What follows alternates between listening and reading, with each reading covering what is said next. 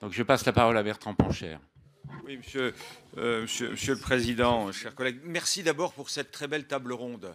Je trouve elle est vraiment très très intéressante. Merci et bravo pour la qualité des intervenants.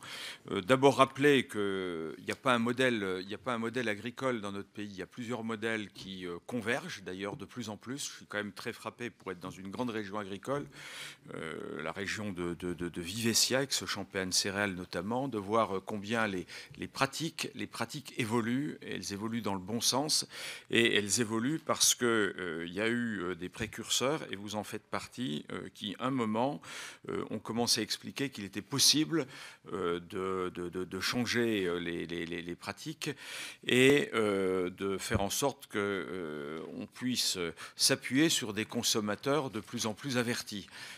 Donc je voudrais vraiment saluer l'engagement des précurseurs que vous êtes et vous dire combien j'ai été sensible évidemment à vos interventions. Ça fait longtemps que plus personne ne se pose la question de savoir si c'est les grands contre les petits ou tel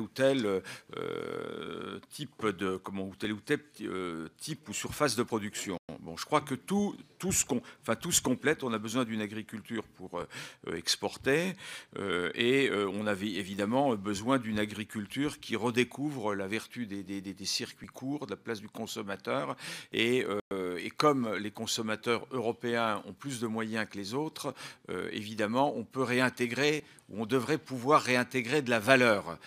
Et c'est ce que vous faites et les réseaux que vous entretenez. Rappelez que l'agriculture, à travers la biodiversité, à travers le captage de CO2, à travers la qualité de l'eau et à travers la fertilité des sols, joue évidemment le rôle le plus essentiel, non seulement dans la préservation de l'environnement, mais la préservation de la vie. D'ailleurs, parfois, je me demande pourquoi on ne débaptise pas le ministère de l'Environnement et on ne le rebaptise pas au nom de ministère de la vie. L'environnement, c'est la vie. C'est tout simplement la vie. La vraie question qui se pose, et vous l'avez vraiment posée, elle est de savoir comment on réintroduit les coûts induits. Le libéral que je suis et que je revendique en permanence, est un libéral qui construit son raisonnement sur la vérité des prix. Et on ne peut pas être libéral, si on ne réintroduit pas la vérité des prix, c'est-à-dire les coûts induits. Et les coûts induits, c'est la fiscalité verte. Et si on ne s'engage pas dans la fiscalité verte, eh bien, on ne s'engage pas dans des politiques environnementales. Tout ça, c'est du baratin. C'est du baratin. Alors on peut dire on n'est pas climato-sceptique et puis parallèlement à tout ça, rien faire pour que l'environnement avance.